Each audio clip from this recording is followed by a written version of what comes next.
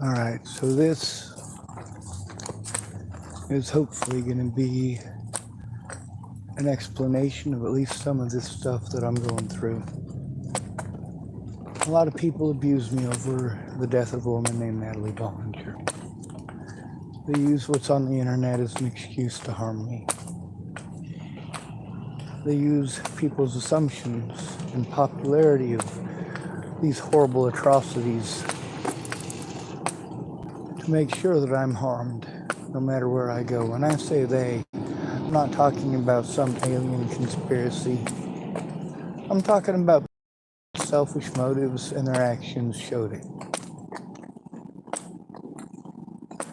I do my best to protect every neighborhood I'm in, no matter what. There are several situations down there at the Tillamookkk Sporting Goods parking lot involving potential firearms. Turned out that they were just BB guns.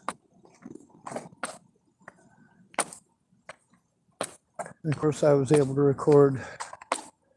I started the recording because I thought I seen somebody with a firearm.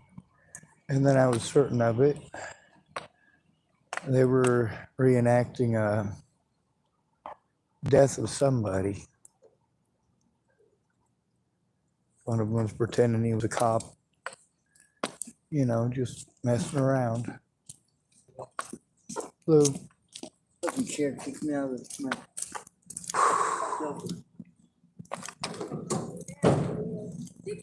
Stop.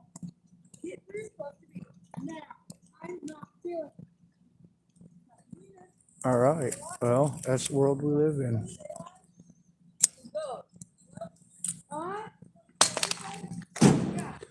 Let's talk about what's in front of this. That's what I'm doing all the time here on my YouTube, info dumping. Info dumping the same important things over and over and over again while people talk over those things because they want to pretend I'm able to do a lot of things I'm not able to do. They want to pretend that I have unlimited funds. See, here's the ideas that people have about turning in the abuse that I endure. Other than telling me to go places by myself or telling me they're going to look stuff up, hey, I've already been through all of that. I'm being railroaded. Do you not understand that? But no, people want to do it the slow route and literally start over at the very beginning, and that cannot be done. We can't start over from ground zero. There is just too much. Preserving what's already here should be the priority. There's a guy who wants to try to make money off of my voice. He wants me to make a channel and, well, I guess there's a way to non-profit that because obviously this channel's full of evidence that needs to be preserved. Evidence of a lot of different abuses. Literally video evidence of assaults against me and my property. Them youngins driving by, screaming the N-word, throwing stuff at my vehicle, shattering the windows of rocks. There's some hateful people here in Tillamookkk. And I've had to do a lot of things in desperation. See, a lot of people don't like my words when they have allowed it to go on for long enough that Jesus fucking goddamn Christ, somebody should have stood up by then, right? Somebody should have woke up by then instead of making excuses, and everybody wanted to put it off on everybody else who's going to help me. Meanwhile, none of them stopped to understand why I'm disabled, why I'm incapable of taking care of myself. They're too busy making assumptions, and each one of them wants me to start over again in the places I've already been, for those places to do the same things that they always do. Now, since nobody's interrupted me, we can go into details about that.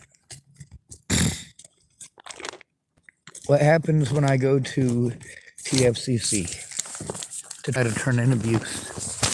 To try to get just a room so I can sit down and write it down.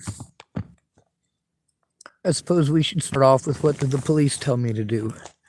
They want to infer that I'm mentally ill and try to pawn me off on mental health when people like Molly are doing this stuff. When people like Farnsworth are doing this stuff, they just try to look the other way. Farnsworth stopped. Wolnez did not. I did see Wolnez today, by the way. He rode by on his bike.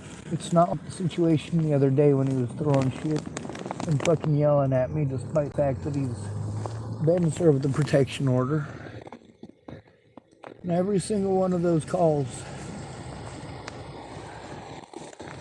it was from Wolnez and his buddies. Like I said, he'd gone around to try to enlist as much help as he could from people who had been predatory towards me. As soon as he had my number, he started passing it out, making sure. There's a lot of predators like Christopher Stafford. Yeah. Like Christopher Stafford, who are pretty big bullies. He's also a pretty sly guy. You guys want to pretend that me talking on the internet and telling the truth on the internet is talking behind your back. It's absolutely not. These are the things that if you'd stop interrupting me, you'd hear. All right, so let's start with step one of how to help your friend or family member when they're disabled and being abused. Number one, stay in contact.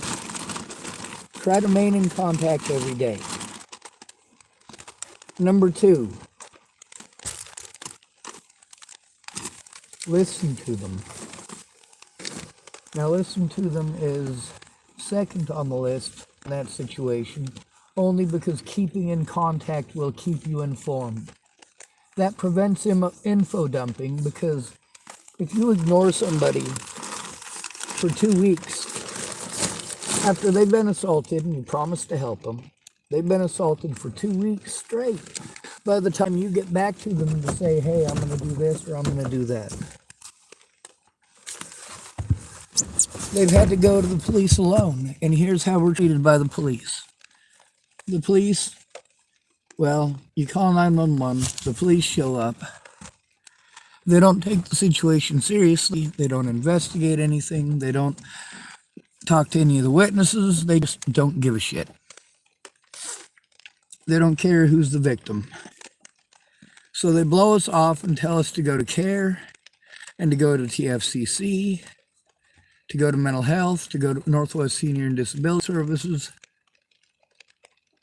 So you run around and you do that, right? Because they're going to tell you things like, oh, well, we don't take written reports. It's too small of an area. Or, you tell us what happened and we'll decide if it's illegal.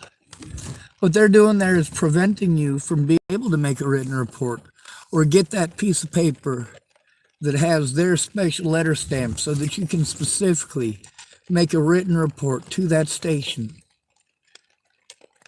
I've written it down on regular paper like I was told to more than once, but usually they don't volunteer that to begin with, do they? You have to keep on pushing it that you know your rights.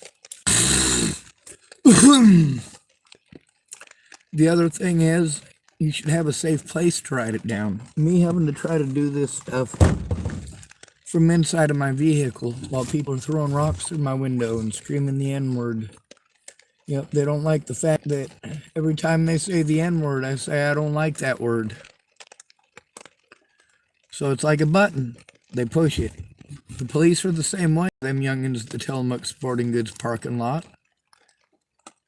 They've thrown rocks at my car. They've thrown fireworks at my car. They've thrown drinks at my car. Numerous insults. They seem to hate homosexuals and black people and Jewish people the most. So they just basically scream those three things at me while they're throwing stuff at me. Sometimes they just rev up the vehicle and drive real fast. Sometimes they're stupid about it, and one of them youngins will lean out the window and scream.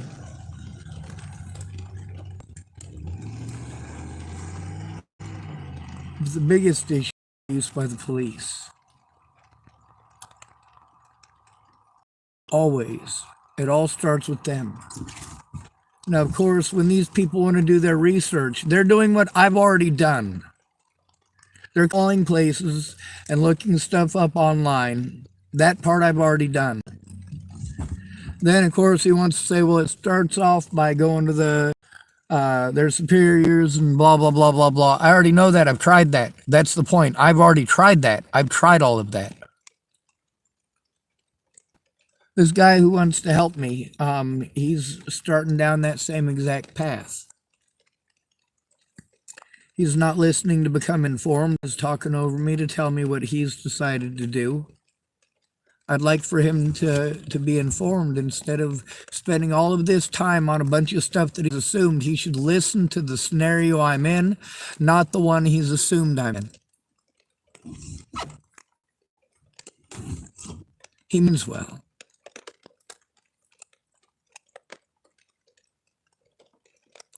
There's a lot of people that try to bully me into doing things that are against my best interests. And they promise to help me how I need, which is to be informed. That's right. I need them to look at the evidence. Instead of them telling me they believe me, what happens when they say they believe me, but they haven't heard any of the story, or they've talked over it all, or they've dismissed it all? They're quiet. They don't speak up. When you're having to talk to an officer who's selling a false narrative over the top of what actually happened, and the person who's supposed to be helping you doesn't know any better because they didn't try to know any better. They didn't listen to some very specific rules. The very specific rules of turning it in, right? Well, the first thing to do is to look at the evidence and listen to your friend.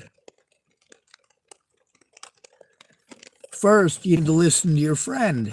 Listen, not make all sorts of assumptions, and that's exactly what you're doing as soon as you start saying literally anything at all, okay?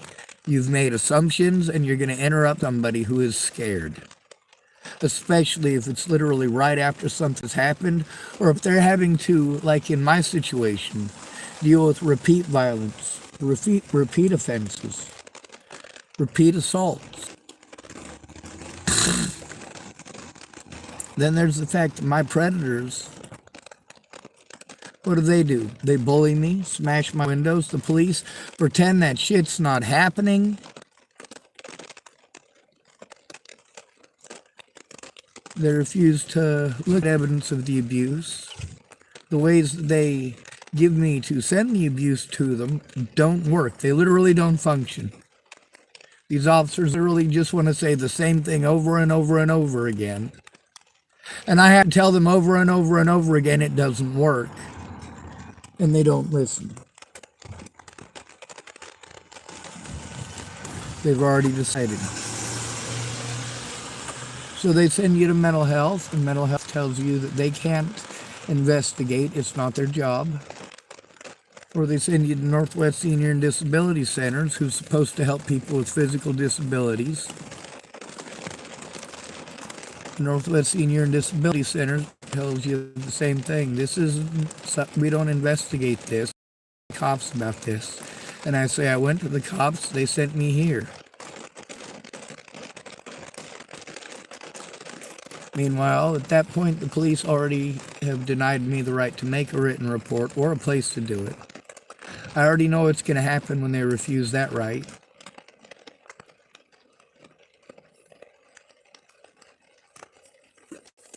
They're not interested in doing their job.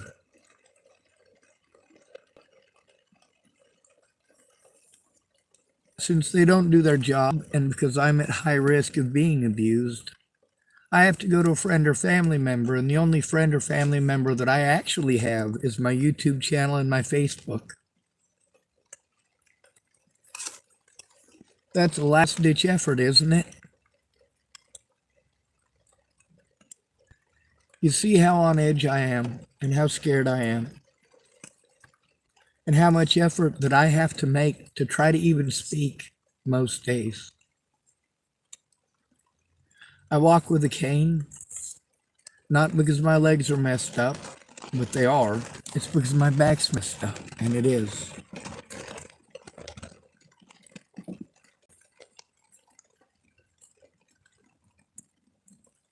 Now there's something, some of y'all might recognize this word, your jacket. What are you locked up for? When you go to jail and or prison, what were you locked up for? Were you locked up for being a child molester? Were you locked up for being a rapist? Were you locked up for petty theft? Were you locked up for harassment? Were you locked up for bullying? Were you locked up for defending yourself against groups of people who held ill will? When Natalie disappeared, one of the tactics that they used, which is a very common tactic, is that they'll try to find somebody who has very little money and can't sue them to try to blame it on, just in case. Somebody who's homeless is the most vulnerable, regardless of if they're disabled or not. But if they are disabled, they're more likely to take abuse than anybody else out on the streets, regardless of their skin color. Police will prey on what's called a roll through. They'll arrest you on bogus charges. They'll try to bully you and harass you and intimidate you and maybe even assault you and press false charges against you to scare and intimidate you, especially if you're trying to turn them in. After they've sent you to mental health and mental health tells you that it's not their job, you've already gone to 2 mandated reporters who neither one did the right thing. And after that, you have to be afraid to go to either one. All of these mandated reporters, when you start telling them about what another mandated reporter did, especially a police officer or a doctor, they don't want to write it down. When they want to dictate something back to you, they reword it into something that you definitely didn't say. When you go in alone and you try to tell them about the abuse that you're enduring, when you're afraid, you're going to info dump. For a woman, we say, poor her. For a man, we go, he's crazy. And that's what we have to deal with. For a homeless person, you want to pretend they're on drugs. You want to pretend that they must be child molesters or rapists. Matter of fact, those are the ones that you're walking down the street with your kids, hand in hand with your children, and giving them warnings. Oh, stay away from those people. And I agree for the most part. But when you start trying to say that those people are going to be molesting you, right in front of those people in such a demeaning and dehumanizing fashion, it hurts. Another thing that police officers will do, they'll try to bully you into going somewhere else. Some of them will infer it, and some of them will insist upon it.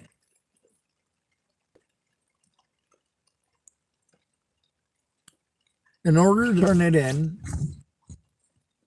once you've heard your friend and you know what's happened, if you actually believe them, you want to turn it in right away. And if the police start talking over your friend, you say, you're listening to my friend. Because you've heard your friend's story. You can speak up. The problem is that most people just talk over the victim. And everyone just wants to push the housing thing. They say, oh, I thought if you got housing. Yeah, I know what the hell you thought. I know what you thought.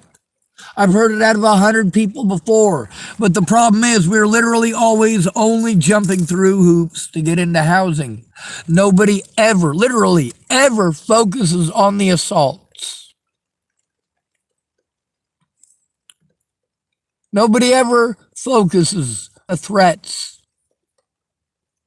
The only time anybody cares is if I do those things back out of desperation. But I can prove it's out of desperation. I can prove that all of the desperate things that I've had to do have only been when people's lives are at extreme risk.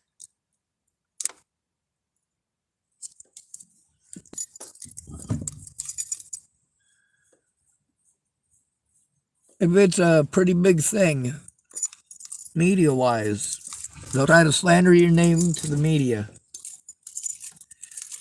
Now, if you're a homeless person, they prey on that especially because they know that the media is already going to paint them as a mentally ill, schizophrenic, violent person who should have been locked up.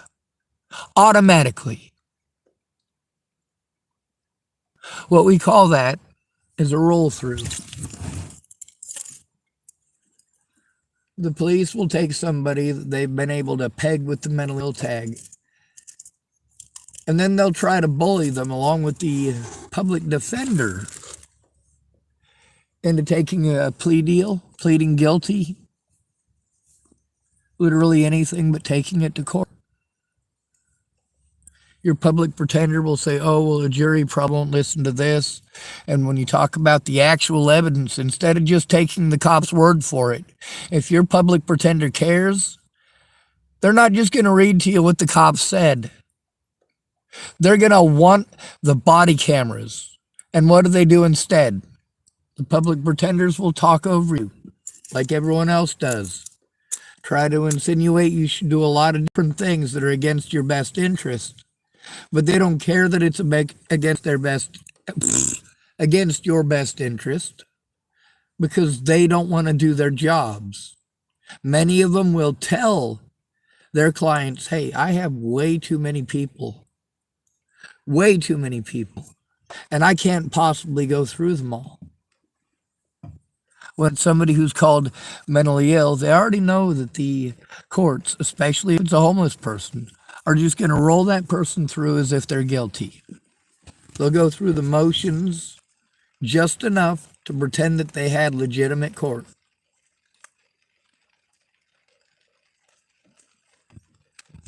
One of the things that they'll do after insinuating you should go to another jurisdiction, if you continue to try to turn them in, you're forced to try to turn them into themselves, like here in Tillamookkk, Oregon. You get to see that time and again, how I had to try to turn in Officer Lothman to himself. I had to go to the hospital in November of 2022 to try to turn in the situation with Lothman and his bullying and his bouncing back and forth between mentally ill and not mentally ill. Now, here's the thing. If he's going to push the mentally ill thing, then he has to do what's legally required of him and actually investigate it. Instead of blowing it off and saying, oh, it's one person's word versus another. No, there's actual evidence. When it got worse, I got blown off worse. I got talked over worse. One of the things that they'll do is that they'll play ping pong with you. One law enforcement agency will send you to another. They'll also do that with jurisdictions. If they send you to a hospital, they're going to try to send you to a hospital in a different jurisdiction. That hospital is automatically going to take the word of police over yours. If you are forced to turn in police officers to themselves alone, they are going to take advantage of you for even trying. If they don't care about you as a human being, don't see you as a human being, that's when they pull the, you tell us what's going on and we'll decide if it's illegal. So the police will tell you, well, we can't investigate ourselves. You have to go to the state troopers. You go to the state troopers, they say, we don't police the police. You need to go to them. So you go back and forth like that for months and months and months until you have a mental breakdown from the assaults from the people that the police never did anything about. Never did anything about to begin with, and mental health never did anything about to begin with. All they did was set you up for therapy and tell you to come back for therapy in 30 days and come back for therapy 30 days after that. The entire time you're being assaulted by the same people. And you have to post it on YouTube. Because if you don't, they can do the things like they did in Rawlins, Wyoming. They knew they were being recorded. They knew there was evidence of abuse on that computer that I was trying to turn into the police. What did they do in Rawlins, Wyoming? Well, since it wasn't being recorded live, they were able to bully me, steal my vehicle, steal my computer, hold it as evidence. Now they were trying to send it to Colorado over stuff that I'd already pled guilty to. I lit the fire, I admit it. I ain't a liar. Why did they catch me? Because I literally had to speak up about it on Facebook.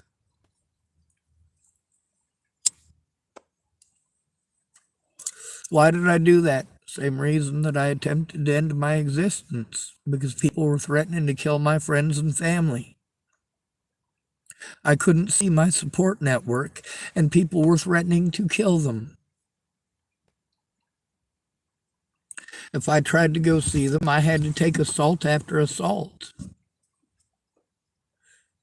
I tried going to Natalie because the police told me to. Police will tell you stuff like, well, it's best to try to take care of it out of court. Like, dude, she don't want to talk. Well, I don't care, dude. I got real police work to do, okay? Fucking take care of this yourself. Be a man. Like, dude, people are literally threatening to kill my friends and family, and some of these people are drug. Dude, I don't care. Okay, I have things to do. So you're having to deal with that.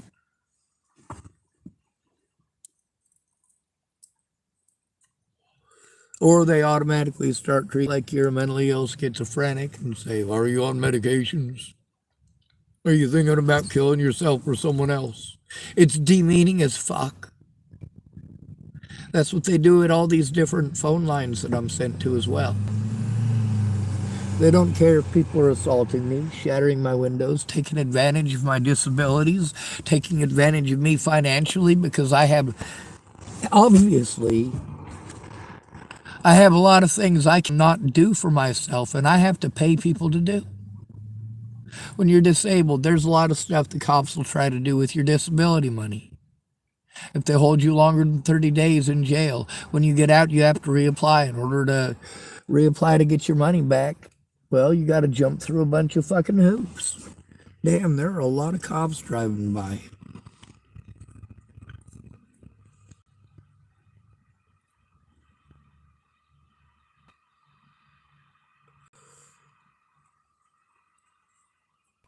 Figured I'd say that.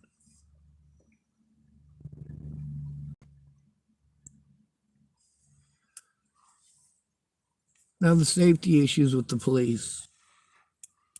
If a police officer does something screwed up and you have to get sent somewhere else, like with Waylon Lola trying to assault me over something that happened in a different county, a different jurisdiction, and they coordinated with that other jurisdiction to lie to me, misrepresent the situation, promised me that they were taking me somewhere where I could make a police report. Instead, they took me to the hospital, took away what an autistic person or anybody in that situation is going to need most, their ability to communicate with friends and family. The evidence that shows they're telling the truth.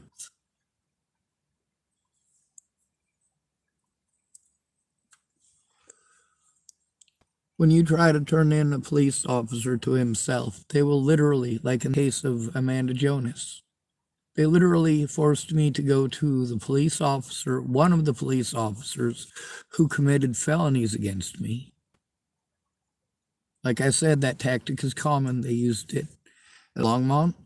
They used it in Boulder Hospital as well. The police will take you there, tell them that you're schizophrenic, and hope that they write it down because they trust the police officer's word.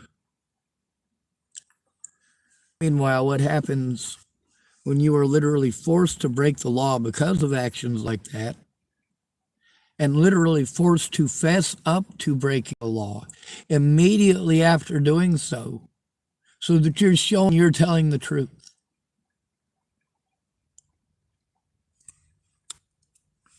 And you're showing that people's lives are at stake. Look at how many times I freaked out when Sarah Bacon was letting me know that her family was being threatened. How pissed off I was. Cara Rogers as well. The police will make false inferences to people. They'll say, oh, well, you can't make a report for someone else. And that's why you need to go in with the victim. And you need to go in informed. Because they didn't do that to the Bollingers or any of my stalkers. They would allow them to make any report at any point in time. Meanwhile, those people work together.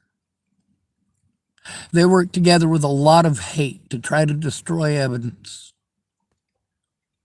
to try to destroy my voice, to try to prevent my voice from being heard. That's part of using the media to make an innocent person a target of hatred. Because then that person is going to freak out. They're not going to be able to take that kind of abuse if they're on the streets. Homeless people do have the ability to use the internet on their phones. Many of them do. Many of them see the news or listen to the news, or they'll hear the news and they'll go walking around and tell everybody else the news. That puts an innocent homeless man in danger, but it puts him more so in danger in areas where a lot of people know him. The police made false inferences to me, and what they told the media was completely different from what they told me. Another important detail. I saw the word DOA 9mm. Natalie Bollinger, DOA 9mm, December 29th, 2017, when I had to literally force law enforcement to take my computer and take my phone and look at the evidence, try to help find Natalie.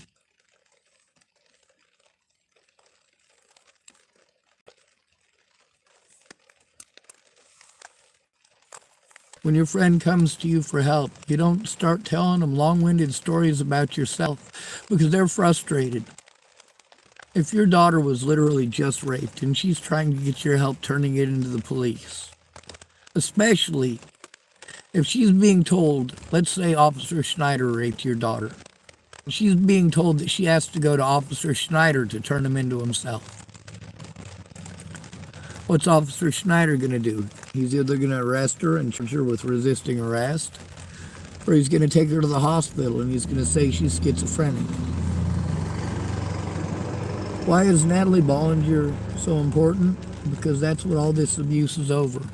People pretending that I raped her, pretending that I molested her when she was a child, pretending I'm some sort of sick, sadistic pervert, and taking and picking and choosing little tiny pieces and parts out of context, intentionally so.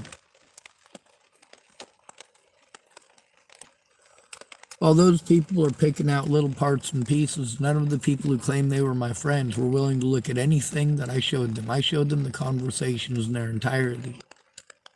And it was complete strangers that actually took a look.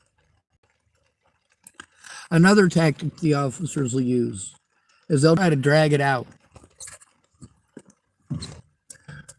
That's one of the things about sending you to mental health, is that if you are mentally ill, like they're trying to infer, then they have to investigate. If you're not talking about fairies and rainbows and shit. But if you're in a state of crisis, especially if you're autistic, you are going to info dump. Jesus.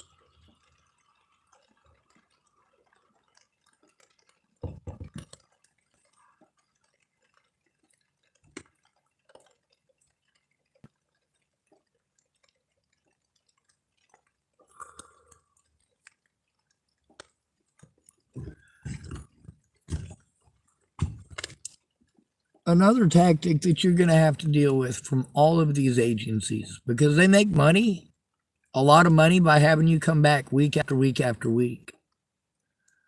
When they're calling you mentally ill or inferring that you're mentally ill or trying to send you off to mental health, police officers are making decisions that are not their choice to make. It is illegal for them to do that. They are not therapists. They are not doctors. It is not their right to decide whether or not you are quote unquote mentally ill. And when they dance back and forth between that, oh, you're not mentally ill when they want to judge you, but you're certainly quote unquote mentally ill when it comes to making a report. So they use the term mentally ill illegally to infer that you must be schizophrenic and therefore they don't have to do their job. With transferring you to another jurisdiction, you try to turn in those officers in the jurisdiction that they've transferred you to. They tell you that you can't do that because you're in the wrong jurisdiction. In each of these situations, you're sent to a bunch of phone numbers. Phone numbers that send you to their phone numbers. They say, we're sending you to resources that are supposed to help. Nearly all of those resources are mandated reporters. Once you tell them that people are taking advantage of somebody who is being assaulted, who's being beaten on, who's having his vehicle beaten on and his windows shattered, that the police are taking advantage of this person because he's disabled and they just don't want to do their jobs.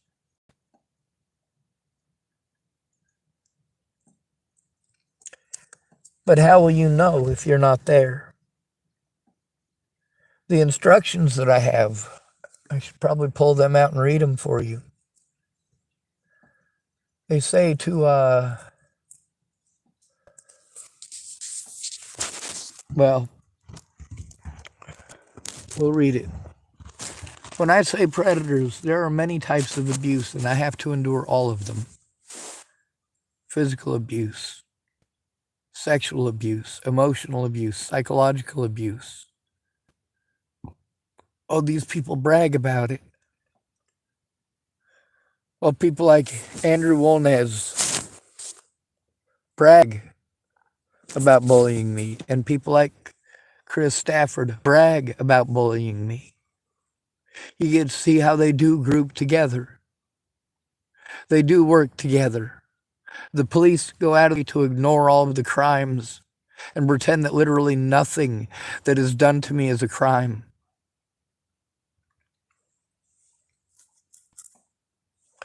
What did the lawyers tell me to do before Natalie was killed? They told me to write everything down, which I did to the best of my ability.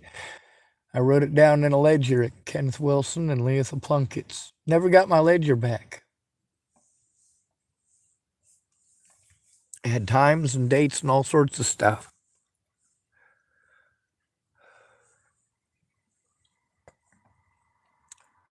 One of the things that the police will do is they'll infer to people that are helping you. Say they've got children. They'll infer because they helped you that they might get in trouble because they're having a mentally ill, dangerous person around their children. That mentally ill tag, like I said.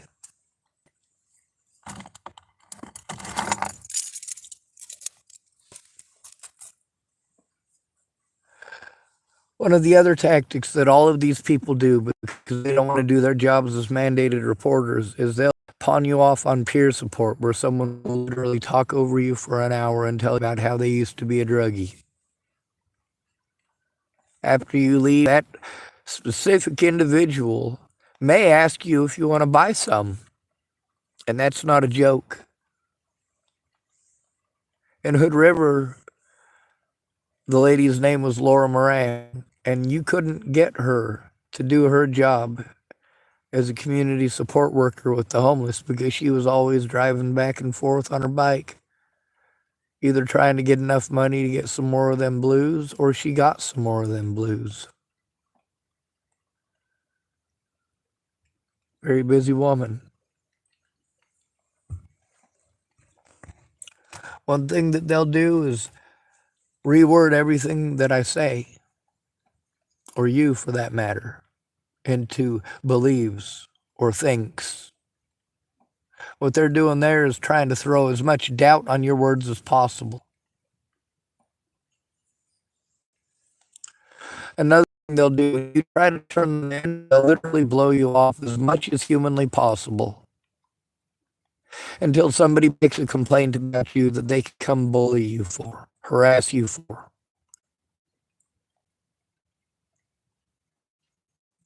If you record these things, you have the evidence, but you have to have a friend or family member still to turn any of it in. And trying to turn it in while homeless is nearly impossible. Trying to process it while homeless is nearly impossible. Meanwhile, with the added threat of people pretending and inferring that you're a murderer, a child molester, and a rapist everywhere you go. And you have to be afraid to go to the police because they already know you're trying to turn them in. The police and the state troopers bounce you back and forth for months on end. Police telling you they can't investigate themselves. You got to go to the state troopers. State troopers say, we can't police the police. The police, back and forth. One sends you to the other says it's not their job and sends you back to the first one. Then they give you this just a complaint form where they get to decide whatever the hell they want off the books. That's not okay. What these officers have done is not okay. The guy who helped me now, his name is Aaron. The problem is he's doing what everybody does.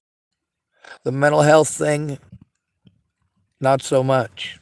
With the housing thing, very heavy. He thinks that housing is the cure for it. Housing is only partially a cure. See, housing takes a long time, and it takes an investment in man hours and travel. You have to have access to the internet. And I'm not talking about just on your phone. I'm talking about actually being able to sit down with the evidence. The more goes on between when they come to you about the abuse and when you help them to turn it in, the more evidence they're going to be, the more of a story they're going to have to tell, the more abuse they're going to be able to tell you about. Another thing they prey on is poor people generally only have the money to get one of them prepaid Walmart phones. $35, right? Get yourself a cheap little flip phone. $45, you get yourself a really super cheap Samsung or whatever smartphone. And then the card for it, you get a cheap one, it's $25. If you have to have internet because you're asked to send everything over the internet, well, then you might have to spend $45 or $65 to get a card that, well, that card's got internet access. Now, the police will also try to get you to come in alone by yourself under the promise of helping you. For example, with Amanda Jonas, I didn't know her name. What I knew is that the officer they assigned to investigate the officers was Amanda Jonas. And they told me that Amanda Jonas was on vacation. After she got off of her quote-unquote vacation, her and another officer from a different county, like I said, they worked together across multiple jurisdictions. Then in each of these jurisdictions, I wasn't allowed to bring up what the cop had done. I wasn't allowed to bring up any of the evidence. The cops in the other counties were allowed to speak up and make up whatever lie they wanted. And who did they listen to in my case? Kara Johnson Miles, who was the one that turned it in. I told you guys, if you don't help me to turn it in, my predators will absolutely turn it in if I do anything of the sort. All the things that you tell me to ignore, if I do those things, you freak out immediately. While you tell me just to ignore it, you don't ignore it, you freak out immediately.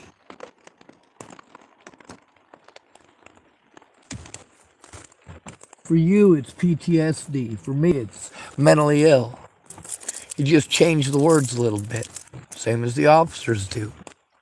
They prey on people who are alone, people who are not likely to have any of these advantages that most of you take for granted.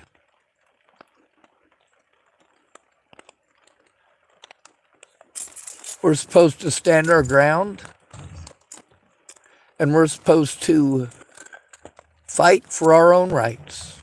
We're supposed to insist on our rights. But instead, we get bullied out of them by being talked over. When we're talking about being assaulted over rumors, and the police officers don't give a shit about the assaults, they want to change the topic to the rumors and say things like, well, we can't do anything about rumors. Well, I don't care if you can do anything about rumors. You need to do something about these assaults. Now, when they say, oh, well, what are you being assaulted over? And I tell them the rumors. They say, oh, well, we can't do anything about that. It's in a different jurisdiction. Or, we can't do anything about that, period. We can't do anything about rumors. And I have to insist yet again. You can't do anything about the rumors, but you can do something about the assaults. You can do something about people threatening to kill my friends and family. And you absolutely can do your job to document it instead of blowing me off on the mental health. They'll infer to people who have children that they lose their children for helping you. Police officers will try to separate you from the people who are there for your safety so you don't get talked over. And they'll try to pull those people over to the side and sell them a lie, a false narrative. Tell them things that are untrue in order to try to get them swayed to do something that's against your best interest. Somebody who has literally watched you get punched in the face will listen to an officer for 20 minutes while that officer tries to convince the witness that you're schizophrenic and he had to, that you're mentally ill and he had to. And then, of course, because you had multiple situations where that officer has blown you off, and he knows you're trying to turn him in, he'll put in a few added bonuses. He'll insinuate that you're always on drugs, that you're just making everything up, that we're just trying to help you and you didn't want the help. What help did I need? According to all the places that the officer sent me to, the police are the ones who are supposed to do that job. Another thing they'll do is they'll send you back and forth between these two agencies until you're frustrated because people are still beating on you. They're still smashing in your windows. They're still pretending that you're a pedophile and a rapist and a druggie. And they're also pretending that you're schizophrenic because the police ran around telling people you're schizophrenic. When you are forced to turn in officers to themselves, they will take you to a hospital in a different jurisdiction, tell the hospital that you're schizophrenic, and leave and be done with it. If someone like Kara Johnson Miles, who pretends to be an autism advocate and is actually fucking around in these Natalie Bollinger groups, taking advantage of me, taking advantage of my heightened state and my fears, playing head games and being a con artist and a scammer.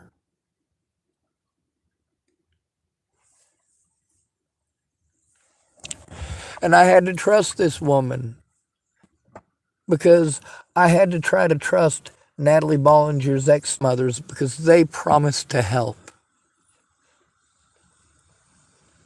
They promised it was about justice for Natalie, but they know goddamn well that Natalie's predators and my predators are one and the same. Ted Bollinger, Tim Beeson.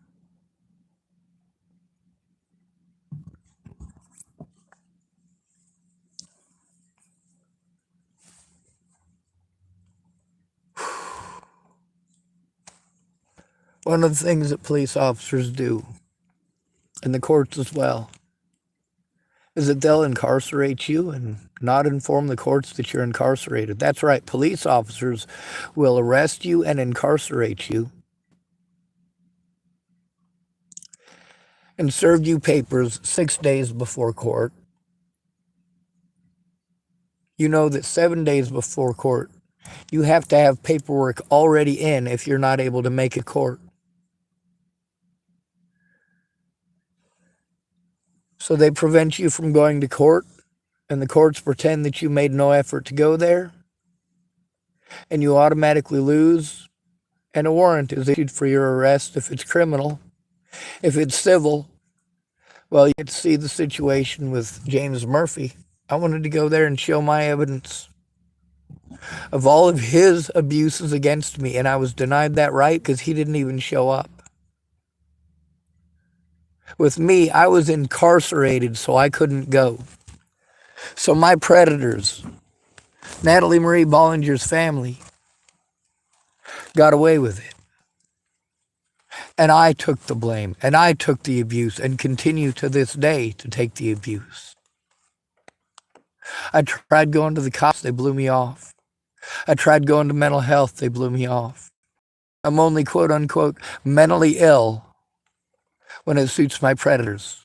The rest of the time, you pretend I can do all these things that you're able to do without any of the materials, without any of the money, without a place to do it.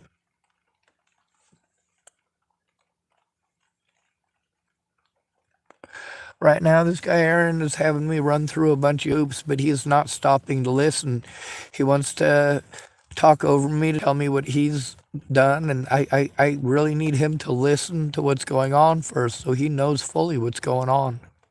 I've sent him a few videos of evidence, enough that he knows for damn sure I am absolutely being assaulted, that I've absolutely tried to turn it in, that I've absolutely been talked over and dismissed.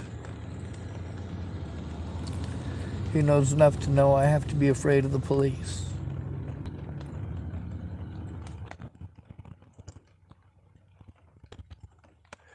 He knows enough to know that what the police have been doing is against law. He also knows enough to know that my life is in danger. The problem is he needs to tell people that, not make plans that take a really long time. This is an emergency. The longer I'm out here, the more I'm going to get taken advantage of, and I don't have the money. Then there's living on disability. You're forced to live on that amount. If you're given any more than that, they want to complain about you and say that you're taking advantage of the U.S. government, so you're not even allowed to have the money for a fucking lawyer. If you're disabled and you have more than $2,000 in your account, they take away all of your disability. When you have a prepaid phone, just like with the disability thing, if you're locked up longer than 30 days and you're not able to pay your bill, you're probably going to have to buy a brand new phone because you're not going to be busy paying the bill, are you? You have to have a friend or family member who's going to help take care of that while you're incarcerated. And are they going to?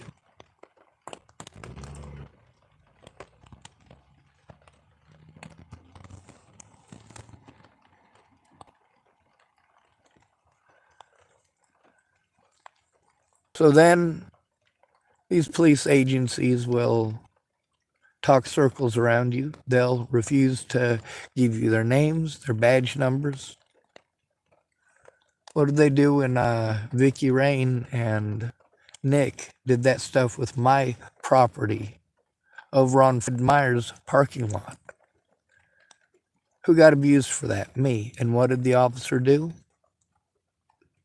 Mind you, this is an officer who refused to give me his name the day before. Well, I was getting bullied by the people who, some of them were assistant managers. Well, they were bullying me, and I was trying to turn in the crimes to that officer. He said he'd come back to that parking lot at a certain time, and I'd be able to make a report then. The thing is, if I'd have been there at that certain time, he'd have charged me with trespassing. You have to know their bullshit. That officer did not want to do his job. That's Fitzgerald.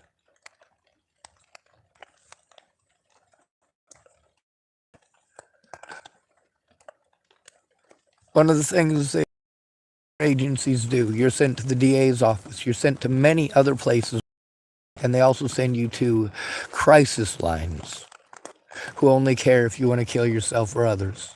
Or you have to go to the hospital that only cares if you want to kill yourself or others. None of these places ever focus on when you're being abused, and they certainly don't do their jobs as mandated reporters when you're being abused by another mandated reporter. It's one thing to go, oh, well, it's just sort of a complaint. It's another entirely when those people's laziness is resulting in an innocent person being harmed for crimes they didn't do over and over again, being assaulted. And the cops are just going to look the other way. The officers will say things like, oh, he deserves it. He has it coming. That's never okay. It's not okay for police officers like Trent Olson and officers like David Martinez to insinuate that violence against the quote-unquote mentally ill, aka at-risk adults and or children. Why are officers sanctioning this? Why are they saying that people deserve violence, especially people like Robbie Farnsworth or myself? Why are they doing this? Now, I understand there's a difference between Mr. Farnsworth and myself. Our diagnoses are different. However, we are treated one and the same, except that he's a local, so they give him the benefit of the doubt. People will get angry if he's locked up for a super long time, won't they? Even if he committed the crimes outright. The police will infer that because you're in a different jurisdiction, that you can't turn it in. Or another one, when you're in that jurisdiction and they've run around and told people that you're schizophrenic and that they're going to run you out of town, they know that's illegal. When they get back to you, you're supposed to turn that in. When you, as a disabled person, are being bullied into moving again, like when the officers want to infer that if you moved elsewhere, it's the same thing as when they infer that you should go to mental health. They don't want to do their jobs. Listen to your friend or family member so that you know their story. Go in with your friend or family. And when they tell you that they're being abused, believe them and make them the priority. Their safety and their evidence needs to be the priority right away. That's why mandatory reporters have to turn it in right away. Because when they don't, it results in people's deaths. This is why it's federal. This is why this situation between Natalie Bollinger and all of her friends and myself was federal the moment that Maddie Boa and I were in communication in Tennessee. Because I had crossed one step and I'd already been bullied and harassed. My guilt was already assumed.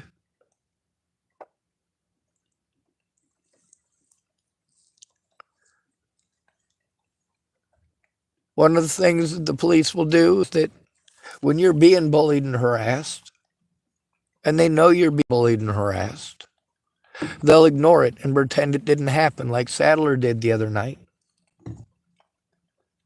Sometimes they'll tell you that there's a real emergency and they'll leave. They'll tell you to call their superiors. I see with the situations just with Lothman, how I tried going to the hospital like I was told and I was blown off. I was given some paperwork that has the instructions that I tell to you guys all the time.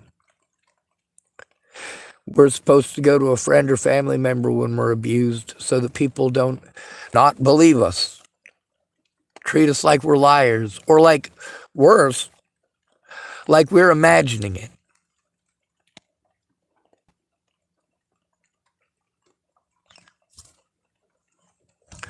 So you end up getting railroaded in court because your public pretenders won't do anything. The police won't do anything. The DA won't do anything unless the police does something, and the police isn't going to turn themselves in. So the DA is not going to do their job, and they're going to tell you it's because the police didn't write it down and give it to them.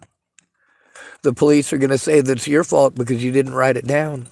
Or they'll say it's your fault for not calling 911, which you did to begin with, didn't you? Failure to make a written report over a 911 call is against the law if you're an officer. Failure to investigate crimes against an at-risk adult, that's federally mandated for every officer. When a disabled person comes to you in good faith to turn in crimes that are being committed against them, and you literally go out of your way to make every inference and excuse so that you don't have to do your job, you are committing a felony, not a misdemeanor, not a minor civil offense. This shit is serious. Now that right there is the important thing with Mr. Aaron, is that he recognized that. He recognized that there's no way in hell I'm going to be able to do this myself.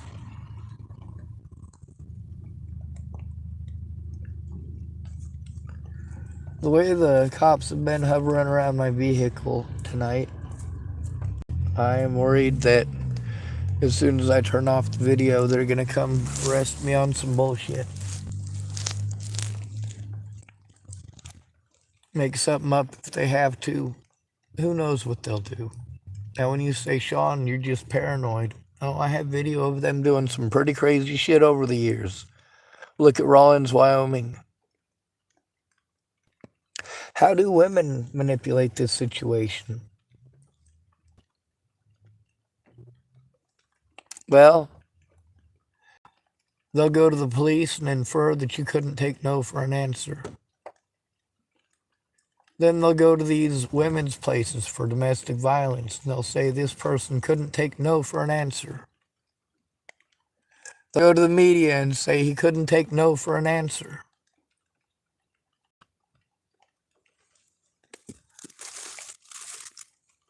In all of these situations, when you're being assaulted, you're going to be sent to 911. And if you have to turn in an officer because, for example, all of the officers who were involved in the situation with Natalie Bollinger before she died, every one of those officers can potentially go to prison for manslaughter. Did you know that?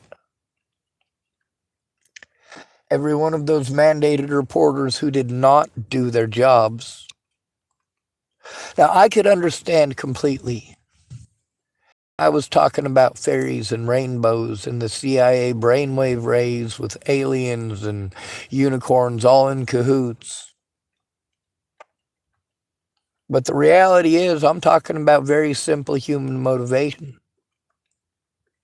What are people motivated to do? Are you motivated to pray or to help turn in violence?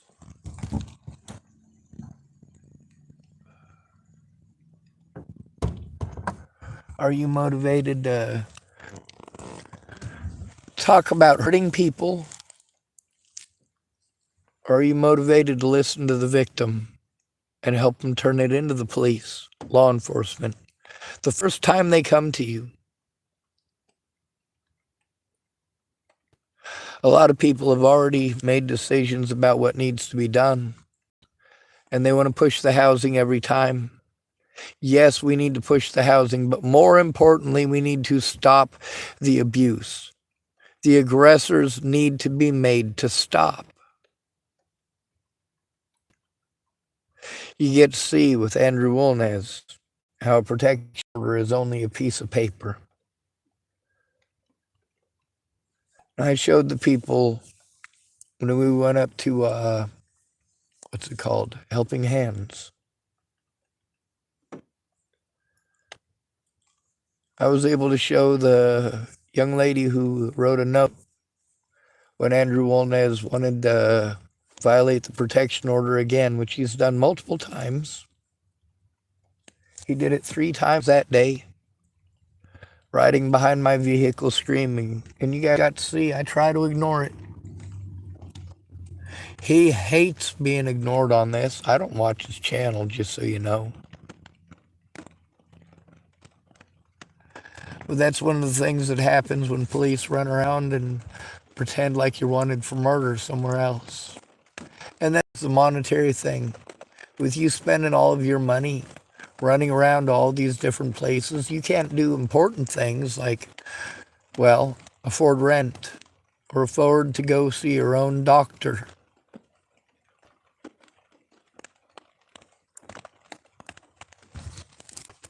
You can't afford to hire a lawyer. You can't afford to do anything except take abuse. Meanwhile, you've got people who expect you to expend funds that you don't have. When the police don't want to do their jobs, they really don't want to do their jobs. And they will arrest you for trying to make a report. That's why it's important to go in with your friend and actually support them. If your friend is coming to you because they're being abused, let them tell you about the story that just happened. And help them turn it in, or at least document it. When they get a hold of you again, because it happened again, document that it happened again. And help them to turn it in. Instead of inferring that they're trying to turn in the same abuse still. And they're just not being fast enough about it. No, you're obviously not being fast enough about it because I was just assaulted again. That's the scenario that you're trying to inform them of.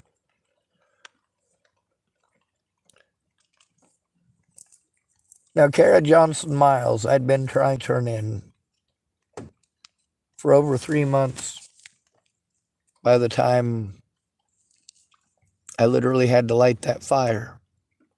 Now, when I say it's 100% Shannon Alvarado's fault, it's also 100% Kayla Trujillo's fault. It's also 100% many other people's fault, because it would have only taken one of them to get informed and speak up. One of these people to not waste my time. You get to see how trying to find a family member or a friend is impossible. This is one of the things used to triage us out. If we're homeless, we have no family or friends to go to, then you can be used as a roll-through. If you're trying to turn in police, they'll infer that you're mentally ill. You must be mentally ill to be trying to turn in police officers to themselves.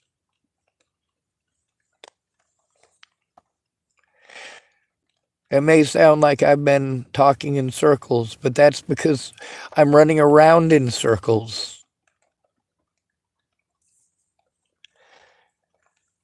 If you get frustrated at any point in time, they'll pretend that you're a bad person. They get insulted and butthurt and act like a snowflake.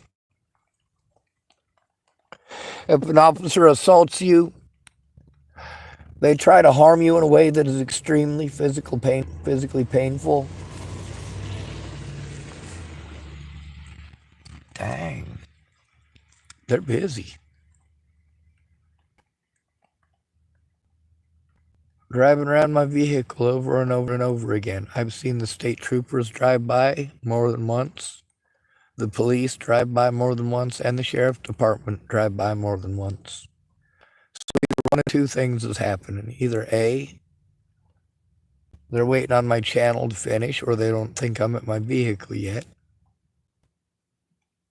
And they're trying to arrest me on some bogus bullshit, which is very often and frequently a tactic they use. If you do have help, they start getting scared and they will literally arrest you on the dumbest bullshit. Like the officers in Boulder, Colorado, when I was trying to force them to take a report, to take the situation seriously. And all they wanted to do was pretend that I was trying to kill myself and lock me up. They knew that wasn't the truth. But they didn't give up their body cameras, and they knew that the public pretender wasn't going to try. This is the thing about officers. They know what they're doing. They know that the public pretenders are literally all lazy. That unless you are a woman with children, they are probably not going to investigate a goddamn thing that happened to you.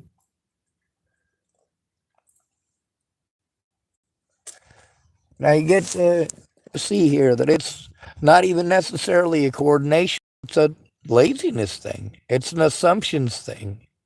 It's a we don't care thing. Once somebody gets nestled into a job where they can be lazy, what incentive do they have not to be lazy?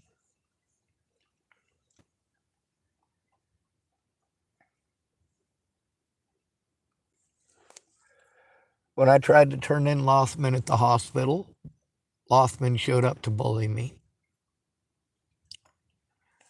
When I tried to call in to turn in Lothman repeatedly, Lothman would show up, either him or him and somebody else who would refuse to give me their name and bully me. If I was at a business or someplace where I was at least quasi-safe, they'd make sure that they parked in the most screwed up fashion to take as much attention as possible, to make it look publicly like I'd done something wrong, instead of them parking decently like human beings.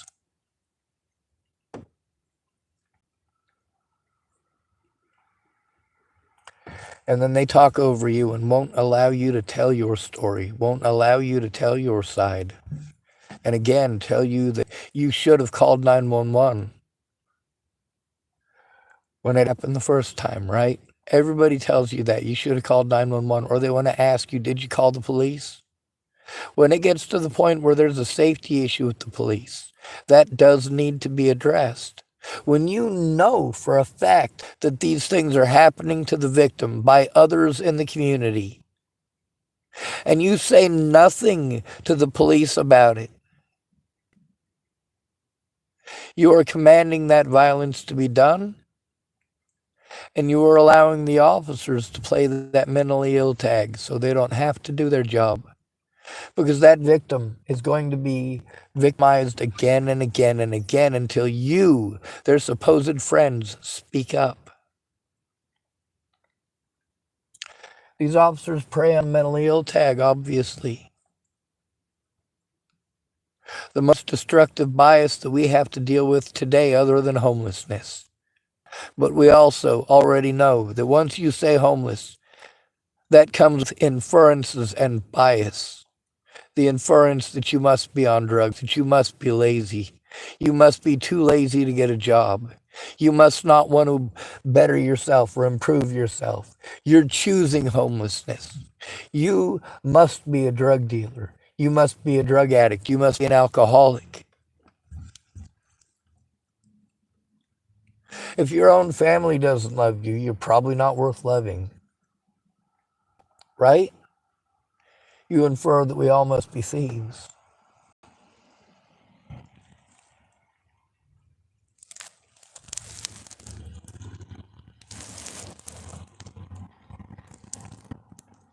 All the things that you blame on blacks, you blame on us. All the things you blame on Jews, you blame on us. All the things you blame on whites, you blame on us. Or you take out on us.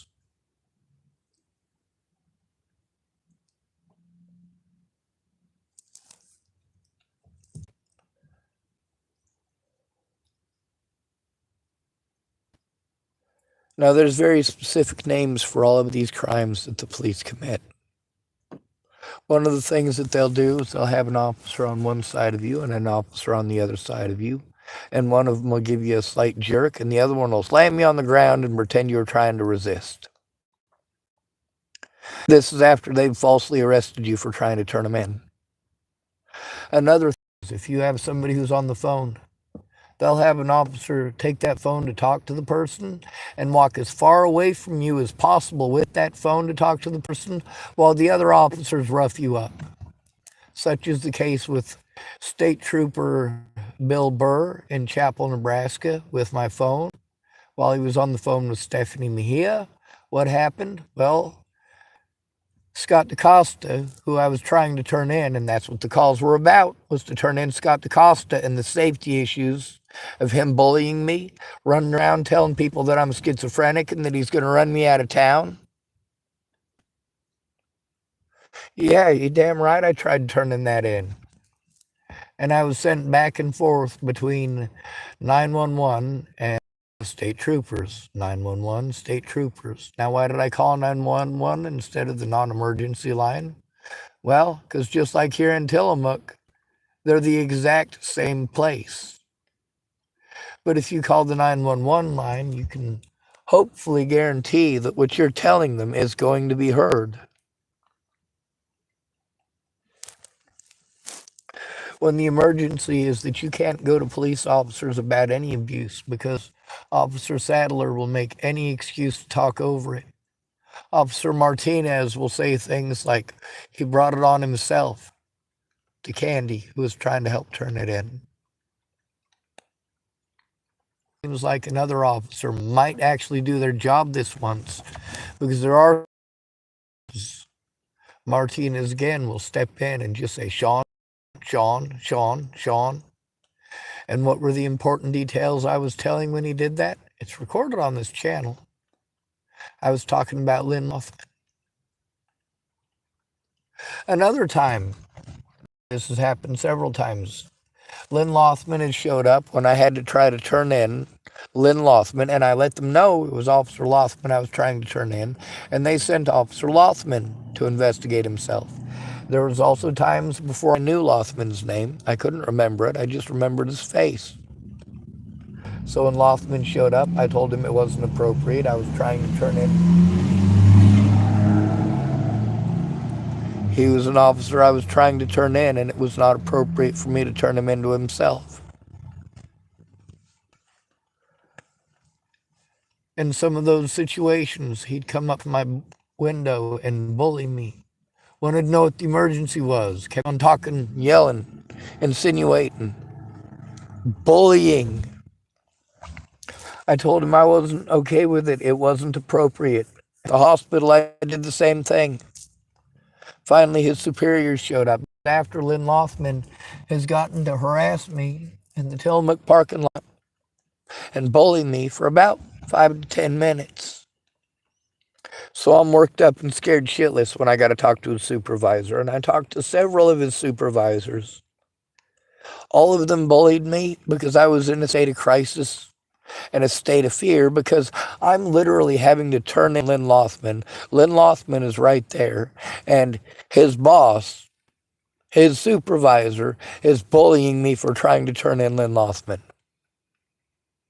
How comfortable is that going to be? Now you hear that I'm talking about multiple situations in multiple counties, multiple states. Now these people who are assaulting me, what's their excuse? They want to pretend that I raped and molested and stalked Natalie Bollinger. And they all push hard on that, you stalked her, you stalked her, you stalked her stuff. To this day, I still have the evidence that shows I did not fucking stalk her. But because I did not have a friend or family member to go in with me to turn in. And I didn't have any friend or family member to go with me so that I didn't get bullied by Natalie's friends or possibly, potentially even the police. Just in case it wasn't Natalie who showed up when she finally was willing to put a stop to this abuse.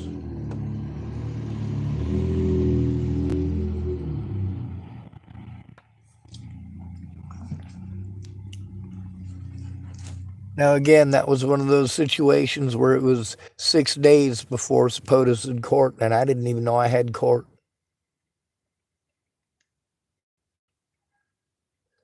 Hell, it was implied, and as a result of it being implied, I was under the impression that Natalie Bollinger had gotten a protection order from all the way in Virginia, while I was literally being assaulted in Colorado and trying to turn in the assaults in Colorado and couldn't. Every time I went to the cops, they wanted to infer the mentally ill thing or say they were too busy or it's not their job. Tell you to call 988 211. If you call 911, then they charge you with a crime for calling it in. Kind of like the situation I've got to deal with here. They use the same tactic. Same exact tactic that they used in Nebraska when I called in and I said that I was afraid of Lynn Rothman. Just like in Nebraska when I called in and said that I was afraid of Scott DaCosta. Here, I told them that I was trying to turn in the officers, did I not? Because there was multiple involved. Now, in many of these cases, it was right after people were pegging my vehicle, throwing stuff at me, or had just assaulted me. But because the officers kept showing up when they did show up to give me the mentally ill treatment, I had to bring that up in every phone call because I was told I needed to. Go in with the victim, record it for your safety and theirs, because police officers can spin it in any number of ways. When they say that your words can be used against you in a court of law, here's the thing: not out of context, that's illegal. One of the tactics public pretenders will do is, instead of listening to the evidence, instead of listening to your side, they'll continually talk over you and outright lie to you, telling you that they're not allowed to do anything at all, that they are a real lawyer, but their only job is to defend you against this one charge. Well, guess what? No matter what charge you are charged with, no matter what charge you are charged with, if people's lives, limb, and property are at risk, are in imminent danger, then it is important and necessary for these people to do their jobs, as well as illegal for them not to. When you have to turn it in under those circumstances, and you literally have to break the law to get the cops to listen, when you literally have to break the law, when you have to break your own windows to show the desperation of the situation, to show that you are trying and literally nothing else is working. You go to mental health, they're supposed to help you turn it in when you're being abused. Instead, they do the therapy thing, but never help turn it in. Instead, it costs you money. And since they don't help turn it in right away, they just want to set you up for therapy 30 days away. That means they're literally not even going to address it for another 30 days.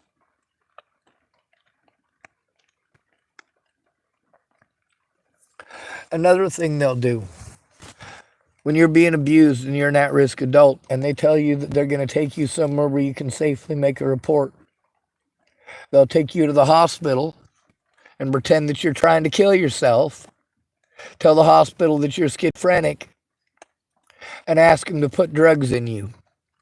And the hospital will do it just because the officer recommended it.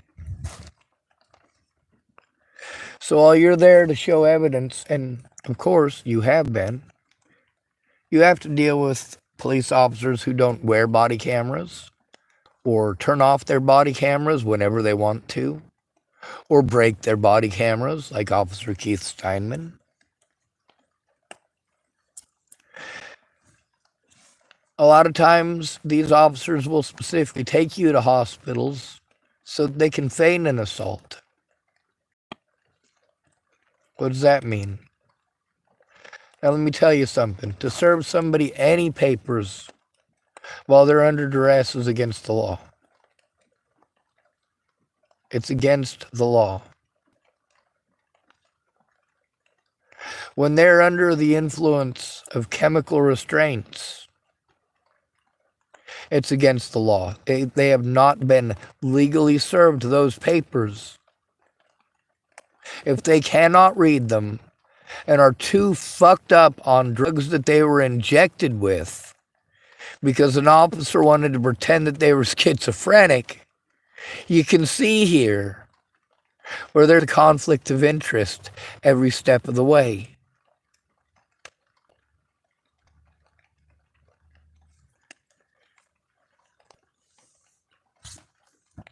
The officer that you're trying to turn in will generally stoop over you.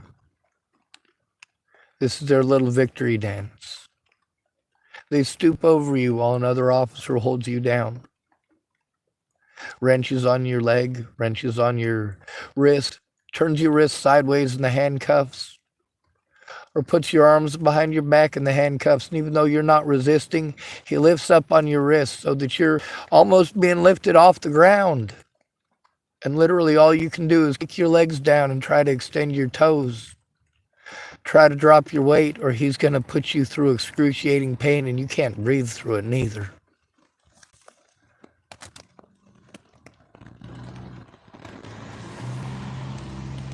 When you try to turn in an officer, the other officers will have you turn it into literally that officer. Just like if your daughter was raped and they were trying to make her go to the same officer that raped her, or one of his buddies to get blown off. Listen to her story and help turn it in. When you literally are not going to do your job as a friend or family member, the police are not going to do their job to serve and protect. And mental health doesn't do their jobs as mandated reporters. And you're being told by all these places to go to each other. And then, of course, when it gets to the point that you've been around in circles enough that you actually do want your life to end, then they all pounce on that. Oh, you're mentally ill. If you want to kill yourself, you should go to the hospital. Stop. That's what pushes people to kill themselves. Going to the hospital when you're being abused doesn't stop the abuse. The reason that they're telling you they want their life to end is because you're not listening. You're not taking it seriously. The police can see that. All they have to do after you've tried to turn them in is bully you when you try to turn something in and ignore everything that happens to you. Allow you to be assaulted repeatedly. Another thing they'll do is that when they arrest you and take you to another jurisdiction, they won't allow you a ride home. They don't care that you're disabled. Same thing with the hospital. They're not going to give you a ride home in most cases. They don't care if you're disabled. Scott DaCosta was allowed to more than once have me taken all the way to Scotts Bluff, and I had to try to find my own way home. Each and every one of these times it was false charges or the mental health tag, mentally ill tag. The hospitals, after the police have promised they're going to take you somewhere where you can make a report, but you've had to go in alone. So they take you to a hospital instead, and you're in that room and you're telling the people at the hospital, they leave you with a security guard, and you tell them, hey, where'd those officers go? Oh, they left already. Well, they took me here and told me that I'd get to make a report once I got here. You need to call those officers back. The security guard doesn't do it. So you repeat yourself over and over and over again until they have the officers come back. But instead, the officers come back and tackle you down while the nurses inject you with drugs. They say the doctor ordered it because you were being combative. No. I was asking for those officers to come back and take my fucking report. With Amanda Jonas, the original situation was me trying to turn in abuse. by Boulder Police Department, Boulder County Sheriff's Department. I was trying to get the body camera evidence from those officers in the jail cams, which were completely ignored. A lot of the abuse that I endured in the jail was recorded, and we could have gotten those recordings if somebody had taken it seriously. Another thing that's done is they'll lie to you about the legal process, and then they'll tell you that they're not allowed to give you legal advice.